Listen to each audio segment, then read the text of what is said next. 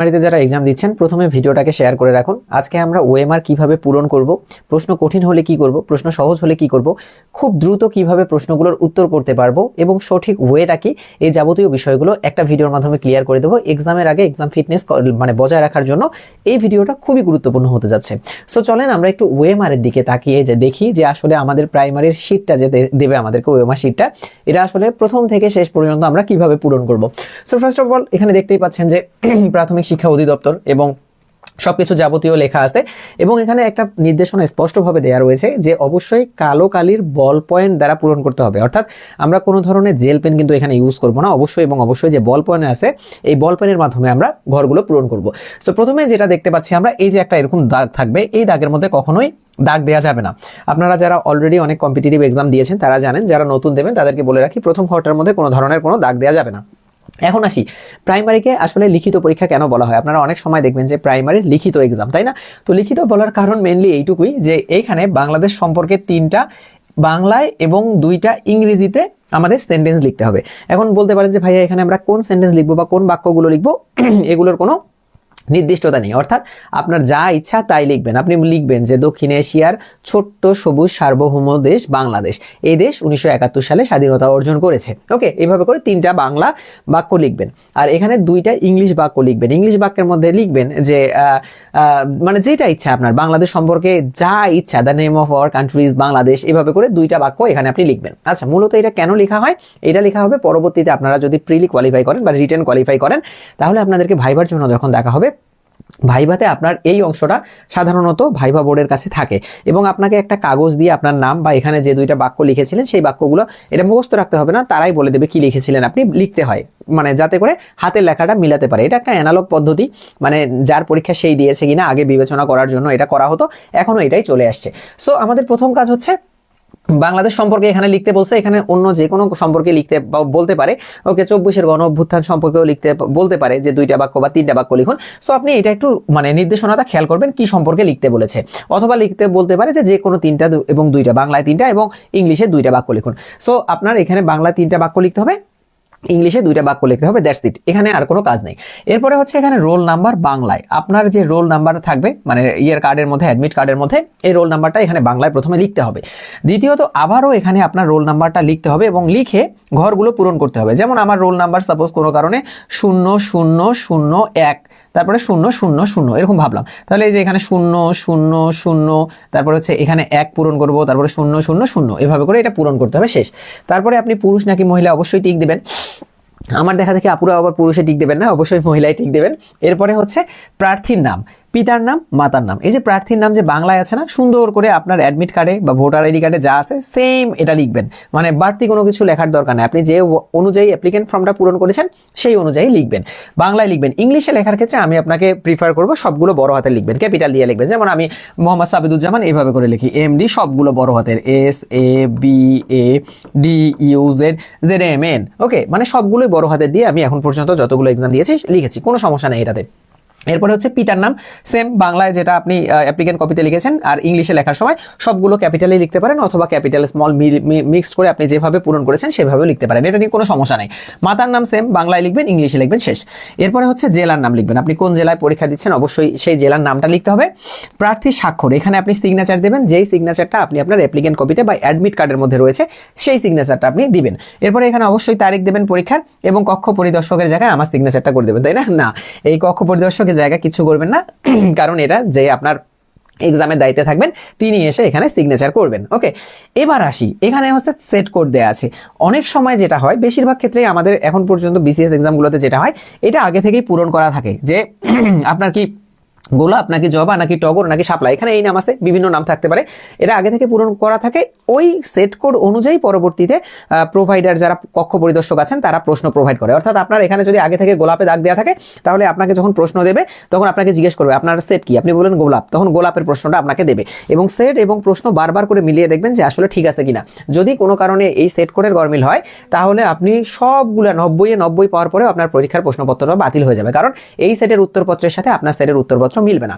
এই জন্য প্রশ্ন পাওয়ার পরে অবশ্যই 2 বার 3 বার দেখে নেবেন যে আপনার এই সেট কোড এবং প্রশ্ন একই কিনা, এখানে যে সেট কোড দেখানো আছে প্রশ্নের উপরে ওই সেট কোড আছে কিনা, এটা দেখে নিলেই শেষ। ওকে, এবার একটু নিয়মাবলীটা আমি আপনাকে বলি যে বৃত্তাকার ঘরগুলো এমনভাবে ভরাট করতে হবে যাতে বৃত্তের ভেতরে ফাঁকা অংশ না থাকে। অর্থাৎ এটা যদি বৃত্ত হয় আপনার একদম পুরোপুরিভাবে পূরণ করতে হবে। আপনি যদি এই যে এরকম করে পূরণ করেন বা হচ্ছে এরকম করে পূরণ করার পরে তখন এরকম ফাঁকা থেকে গেল, এগুলো অনেক সময় উত্তর হিসেবে কাউন্ট নাও করতে পারে। কারণ আমরা জানি এটাকে হচ্ছে ওএমআর পদ্ধতিতে যেহেতু হচ্ছে করা হয় বা কম্পিউটারের মাধ্যমে কাটা হয়, এদিক দিয়ে লেজার রশ্মি যায়, লেজার রশ্মি যাওয়ার সময় যদি পুরো জায়গাটা ভরাট না পায় তাহলে সেটা কিন্তু আপনার সঠিক উত্তর হিসেবে ধরবে না। এই জন্য খুব সুন্দর করে আপনি দেখবেন যে কোনটা কলম দিয়ে পূরণ করলে তাড়াতাড়ি পূরণ হয়, এটা পুরোটা খুব চমৎকারভাবে এইভাবে যাতে কোনো ধরনের কোনো ফাঁকা না থাকে এইভাবে আমাদের কিন্তু পূরণ করে দিতে হবে। ওকে, কোনোভাবেই যেন অর্ধেক তর্ধেক না থাকে। তো এটা হচ্ছে একটা নির্দেশনা। আর আপনারা জানেন যে 0.5 মার্ক হচ্ছে প্রত্যেকটা প্রশ্নের জন্য নেগেটিভ মার্কিং থাকবে। অর্থাৎ আপনি যদি একটা প্রশ্ন কোনো কারণে ভুল করেন তাহলে সেখানে 0.5 আপনার নেগেটিভ হবে, যেটা আগে মাত্র 0.25 ছিল। অর্থাৎ 4টা প্রশ্নের জন্য আগে 1 মার্ক কাটা যেত, মানে 4টা প্রশ্ন ভুল উত্তর দিলে। বাট এখন মাত্র 2টা প্রশ্ন ভুল উত্তর দিলে বিসিএস এর মতো কিন্তু আপনার 1 মার্ক কাটা যাবে। অর্থাৎ আপনার খুব কনসার্নলি দাগাতে হবে, মানে শিওর না হয়ে আসলে দাগানোর তেমন কোনো প্রয়োজন নেই। আগে যেমন একদম আন্দাজে দাগিয়ে দিলেও দেখা যাচ্ছে যে 4টার মধ্যে একটা রাইট হয়ে গেছে, তখন দেখা গেল তারপরেও 0.25 আপনাদের প্লাস থাকে। কিন্তু এখন 4টার যদি দাগান আপনি, যদি 2টা ভুল পড়ে যায় একটা মাইনাস, আবার 2টা ভুল গেলে আরো একটা মাইনাস। সো ওরকম রিস্ক নেওয়া এখন আর যাবে না। এখন আসি আমরা উত্তর দাগাবো কিভাবে। এই যে 1 থেকে শুরু করে যে 90 মার্ক, এই 90 মার্কের মধ্যে আপনারা দেখবেন প্রাইমারির ক্ষেত্রে প্রশ্নগুলো সাফল হয়ে আসে, অর্থাৎ স্ক্যাডার থাকে। কোনো সময় 2টা বাংলা প্রশ্নের পরে একটা ইংলিশ প্রশ্ন, তারপর ম্যাথ প্রশ্ন, তারপর আবার বাংলা প্রশ্ন, এভাবে আসে। আবার যদি মানে কর্তৃপক্ষ এবার এইভাবে সাজিয়ে দেয় যে একদম বাংলাগুলো শেষ করলো তারপর ইংলিশগুলো শেষ করলো, বিসিএস এ সাধারণত এইভাবে হয়, প্রথমে বাংলা প্রশ্নগুলো থাকে হয়তোবা, তারপর ইংলিশগুলো থাকে, তারপর ম্যাথগুলো থাকে, অথবা অন্য সেটের প্রথমে বাংলাদেশগুলো থাকে, তারপর ইন্টারন্যাশনাল থাকে, তারপর ম্যাথ থাকে, সাবজেক্ট ওয়াইজ আলাদা আলাদা থাকে। তবে প্রাইমারির ক্ষেত্রে কখনো কখনো দেখা যায় যে স্ক্যাডার ভাবে দেয়, মানে হচ্ছে বাংলা প্রশ্নের পরে হুট করে ইংলিশ প্রশ্ন ঢুকে গেছে, আবার বাংলা প্রশ্ন, আবার ম্যাথ প্রশ্ন, এইভাবে। আবার যখন যদি ইচ্ছা হয় কর্তৃপক্ষের যে সাজিয়ে দেবে তাহলে সাজিয়ে দিতে পারে, এটা it's up to them. But আপনার কনসার্ন থাকতে হবে যে আমার 90টা প্রশ্ন উত্তর করতে হবে। এখন প্রথম কথা হচ্ছে যে ভাই আমি উত্তর করা শুরু করব কিভাবে। ওকে, উত্তর করার ক্ষেত্রে প্রথমে যে কথাটা আমি বলে রাখবো, এটা আমার মনে হয় যে আপনার ক্ষেত্রে এখন সবচেয়ে বেশি হেল্পফুল হবে। কিভাবে আমরা উত্তর করব? প্রথম কথা হচ্ছে এই পৃষ্ঠার মধ্যে সাপোজ 10টা প্রশ্ন আছে। ওকে ওকে, মানে প্রথম পৃষ্ঠার মধ্যে বা 1 পেজ যদি দিয়ে দেয়, এরকম ইদানিং অবশ্য খুব কিপটামো করে, এই যে এইভাবে করে 1 পেজের মধ্যেই 90টা প্রশ্ন দিয়ে দেওয়ার চেষ্টা করতে পারে, বা 2 পেজের মধ্যে, সেই ক্ষেত্রে আলাদা। বাট আমরা চেষ্টা করব একটা নির্দিষ্ট পরিমাণ মানে নেওয়ার জন্য। প্রথমে আমি সাপোজ 25টা প্রশ্ন আমরা টার্গেট করবো, যে প্রথম 25টা প্রশ্ন আমরা প্রশ্নে দাগাবো। ওকে, প্রশ্নে পেন্সিল দিয়ে ছোট্ট ছোট্ট করে দাগাই আসবো আমরা। কারণ যদিও বলে দেবে যে প্রশ্নে লেখা নিষেধ, প্রশ্নের মধ্যে দাগ দেওয়া যাবে না, এগুলো ভুল কথা। কারণ আপনি রাফ করবেন কোথায়? আপনার তো রাফ করতে হবে। ম্যাথ কোথায় রাফ করবেন? ইংলিশের রুলস যদি একটা দুইটা লিখতে হয় কোথায় লিখবেন? এগুলো প্রশ্নই লিখতে হয়। সো আপনি খুব ছোট্ট ছোট্ট করে দাগ দেওয়ার চেষ্টা করবেন। তো এটার জন্য করণীয় কি? প্রথমে আপনি প্রথম পেজের মধ্যে বা যে পেজটাই দেওয়া থাক, প্রথম 20টা প্রশ্ন আপনি টার্গেট করবেন যে এই 20টা প্রশ্ন আগে আমি প্রশ্নে দাগায় নেব, তারপরে আমি ওএমআর শিটের মধ্যে আসব। একটা করে প্রশ্ন দেখলাম, এসে ওএমআর এর মধ্যে দাগাইলাম যে 1 এর ক, ওকে দাগাইলাম, 2 এর খ, 2 এর খ দাগালাম, তারপরে 3 এর গ, 3 এর গ এসে দাগালাম। এইটা করার জন্য অনেক বেশি টাইম ওয়েস্ট হয়। তো আমাদের যেটা করণীয়, প্রথমে হচ্ছে আমরা প্রথম 20টা বা 25টা প্রশ্ন টার্গেট করব। টার্গেট করে ফেলার পরে জাস্ট আমরা রিডিং দেব। প্রথমবারে কোনো প্রশ্নে সময় নষ্ট করার মতো সময় আমাদের নাই, অর্থাৎ অ্যাট এ গ্লান্স আমরা যা পাবো সেই প্রশ্নগুলো প্রথমে আমরা দাগাবো। ওকে, তাহলে নিয়মটা কি? সাপোজ এই যে এটা এখানে আমি ধরলাম যে 28 থেকে 39 পর্যন্ত আছে। 28 নাম্বার, যেসব নিউক্লিয়াসে নিউট্রন সংখ্যা সমান থাকে কি বলা হয় আমি জানি, হচ্ছে এটাকে বলা হয় আইসোটোন। ছোট্ট করে দাগায় রাখলাম। ওকে, ছোট্ট করে দাগায় রাখলাম। তারপরে যে সর্বোচ্চ শ্রুতি সীমার উপরে মানুষ বধির হয়ে থাকে 105 ডেসিবেল। ওকে, পারলাম।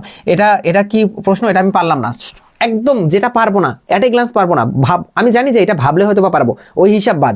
যেটা অ্যাট এ গ্লান্স পারবো না সেটা এরকম গোল দিয়ে যাবো, যেটা অ্যাট এ গ্লান্স পারবো না গোল দিয়ে যাবো। পরেরটা আমি পারবো, ছোট্ট একটা টিক। পরেরটা আমি পারবো, ছোট্ট একটা টিক। পরেরটা আমি পারবো, ছোট্ট একটা টিক। এটা আমি পারতেছি না বা চিন্তা করতে হবে, গোল। এটা পারতেছি না, চিন্তা করতে হবে, গোল। এটা পারতেছি না, চিন্তা করতে হবে, গোল। এটা আমি পারবো, ছোট্ট একটা টিক, শেষ। এই পৃষ্ঠার মধ্যে ধরেন প্রথম 20টা প্রশ্ন আপনার এইভাবে শেষ। এইবার আপনি প্রশ্নটা সাথে নিয়ে এবার ওএমআর শিটের মধ্যে যান। যাওয়ার পরে আপনি একসাথের মধ্যে 2টা করে সুন্দর করে দেখেন আপনি যে আচ্ছা এই যে সাপোজ এটা হচ্ছে ওএমআর শিট, এখানের মধ্যে আমি যদি আবারও নিয়ে আসি এই ওএমআর শিটের মধ্যে আমি একসাথে এই প্রশ্নটা নিয়ে আসি, তাহলে আপনাদেরকে দেখাতে সুবিধা হবে। এই যে ওকে, তাহলে এইবার আমাদের দাগানো শেষ। এখানে আমি প্রশ্নের মধ্যে অলরেডি দাগায় ফেলছি। এখন আমাদের কি করণীয়? এখন আমাদের করণীয় এখানে দেখে দেখে দেখানো। আমি দেখছি যে 28-এ 2 দাগাইছিলাম, 28-এর 2, ওই যে 28 কোথা থেকে শুরু, ওই যে 28-এর 2, 29-এর 3, 29-এর 3, 30-এর 2, 30-এর 2, 31 পাই নাই, 32 পাই নাই, 33-এর 4, 34-এর 1, 35-এর এত, 36-এর এত, এভাবে করে করে আপনি মুহূর্তের মধ্যে এটা দাগায় ফেলতে পারলেন। ওকে, মুহূর্তের মধ্যে আপনি কি করলেন? এটা দাগায় ফেলতে পারলেন। এখন যেহেতু এটা মুহূর্তের মধ্যে আপনি দাগায় ফেলতে পারলেন, এখন পরের গুলা যান, আপনি পরের পেজের মধ্যে চলে যাবেন। প্রশ্নে পরের পেজের মধ্যে যাওয়ার পরে দেখবেন যে আসলে পরের পেজের মধ্যে কি আছে। এই যে পরের পেজে চলে আসলেন আপনি, ওই যে পরের পেজে আপনি চলে যাবেন। সাপোজ এইটা প্রশ্ন পরীক্ষা দেওয়া শেষ, পরের পেজে চলে গেলাম। এইভাবে করে করে একদম 90টা প্রশ্ন পর্যন্ত একদম সেকেন্ডের মধ্যে আপনি চলে যাবেন। 90টা প্রশ্ন শেষ, ধরেন আপনি 15 থেকে 20 মিনিটের মধ্যে 90টা প্রশ্ন করে ফেলেছেন। এখন আপনি যেটা করবেন সেটা হচ্ছে এই যে স্কিপ করে গেছেন যে প্রশ্নগুলা, এই যে গোল গোল দাগ দিচ্ছেন যেগুলো, সেগুলো একটু একটু করে ভাবেন। এইটা কোনো কারণে ভেবে দেখছেন আপনি যে এটার উত্তর হবে ক, এটা পারছেন আপনি, এটার উত্তর কত হবে? এটার উত্তর হবে হচ্ছে ক। তো আপনি যেটা করবেন তাড়াতাড়ি করে এটা ক নাম্বারটা ছোট্ট করে দাগ দিয়ে এটা প্রশ্নের মধ্যে এরকম কেটে দেবেন। এরপরে পরের প্রশ্নটা দেখবেন যে 31 নাম্বারও চিন্তা করে আপনি দেখছেন এটা খ হবে, এইভাবে করে কেটে দেবেন। এইভাবে করে দ্বিতীয়বার আপনি যাবেন। দ্বিতীয়বার যে এরকম করে বেশ কয়েকটা প্রশ্ন এরকম করে আপনার কাটা যাবে, এবং যতগুলো আপনি এই প্রশ্নগুলো দাগ দিয়ে দিয়ে গেছেন, এখন আবার উত্তরপত্রটা আপনার নেবেন, নিয়ে আবার আপনি 31-এর কত দাগায় ফেলবেন, 32-এর কত, এইভাবে করে দাগায় ফেলবেন, দাগানো শেষ। এরপরে যতটুকু সময় থাকে বাকি যে প্রশ্নগুলো এরকম গোল গোল গোল গোল দেয়া আছে সেগুলো নিয়ে এবার আপনি চিন্তা ভাবনা করবেন। এখন দাগাবেন কতগুলো? আপনি যখন এই পরীক্ষাটা দেবেন তখনই আপনার রিয়েলাইজ হবে যে প্রশ্ন কি বেশি মানে জব সলিউশন নির্ভর হয়েছে নাকি খুব ক্রিটিক্যাল হয়েছে। যদি কোনো কারণে দেখেন যে আপনি জব সলিউশন নির্ভর হয়েছে, তাহলে আপনি শিওর থাকেন যে 70+ মার্ক আপনাকে ক্যারি করতে হবে, 70+ মার্ক ক্যারি করতে হবে। কিছু কিছু ক্ষেত্রে জব যদি ইনশিওর করতে চাই 90-এর মধ্যে দেখা যাবে যে এরকম 75-এর মতো মার্ক বা 75+ লাগতে পারে। আর যদি দেখেন যে না আমি আসলে মানে প্রশ্ন পরিচিতই লাগছে না, আপনি তো এতদিন পড়াশোনা করেছেন, অ্যাটলিস্ট এতটুকু বুঝবেন প্রশ্ন সহজ হয়েছে না কঠিন হয়েছে, তারপরেও আপনি চেষ্টা করবেন যে 65+ অ্যান্সার করার জন্য, 65+। কারণ আপনি যদি মনে করেন যে 50 মাত্র বা হচ্ছে 40 অ্যান্সার করলাম প্রশ্ন কঠিন হয়েছে জন্য, নেগেটিভ মার্কিং এ পরীক্ষার হলে আপনি যতই শিওর থাকেন বাইরে এসে দেখবেন যে 8-10টা প্রশ্ন ভুল হয়ে গিয়েছে, 6-7টা প্রশ্ন ভুল হয়ে গিয়েছে। এই জন্য চেষ্টা করবেন যেগুলো মোটামুটি কনফিউশনের মধ্যে আছে 2টা অপশন সেগুলো দাগানোর জন্য, বাট যেগুলো একদম আননোন আনসিন সেগুলো অবশ্যই দাগাবেন না, কিন্তু চেষ্টা করবেন একটু বেশি দাগানোর জন্য, কারণ তখন একটা সম্ভাবনা থাকে। কিন্তু আপনি দাগাইছেনই মাত্র 50টা, আবার রুমে এসে দেখলেন যে আপনার ওখান থেকেই আবার 10টা ভুল হয়ে গেছে, তাহলে হয়ে গেল হচ্ছে 40। আবার এই 10টা ভুলের জন্য 5 মার্ক মাইনাস, মানে হচ্ছে আপনি 35 পাচ্ছেন। আর 35 পেয়ে তো টেকা সম্ভব না। অনেকে নেগেটিভ মার্কিং এর ব্যাপারটা বোঝে না, অনেকে মনে করে আমার 50টা হয়েছে, 10টা নেগেটিভ হয়েছে, তার মানে আমি 40 পাবো। 40 পাবেন না, এই 10টার জন্য আবার 0.5 করে আপনার 5 মার্ক কাটা যাবে, মানে আপনি পাবেন 35 মার্ক। ওকে, এই জন্য পরীক্ষার হলে প্রশ্ন দেখার পরে নিজেকে এই গুরু ডিসিশনটা নিতে হবে যে আমি বেশি দাগাবো নাকি কম দাগাবো। একেবারে কম দাগানো যেমন রিস্ক, একেবারে বেশি দাগানো রিস্ক। এই জন্য আপনার বুঝতে হবে জব সলিউশন বেশ যদি প্রশ্ন হয় তখন অবশ্যই এবং অবশ্যই একটু বেশি বেশি দাগাতে হবে। আবার যদি দেখা যায় যে খুব ক্রিয়েটিভ প্রশ্ন হয় তাহলে একটু কম দাগাতে হবে, তাই বলে এত কম না যে আমি একদম মানে কোনো সম্ভাবনাই থাকলো না, এরকম যেন না হয়। ওকে, সো এই হচ্ছে যাবতীয় ব্যাপার ট্যাপার। আমার মনে হয় যে আপনারা এই ওয়েমারটা দেখে উপকৃত হলেন এবং এই অনুযায়ী পরীক্ষা দেবেন। আর যে কোনো ধরনের যদি প্রশ্ন থাকে আমাকে কমেন্ট বক্সের মধ্যে জানাবেন।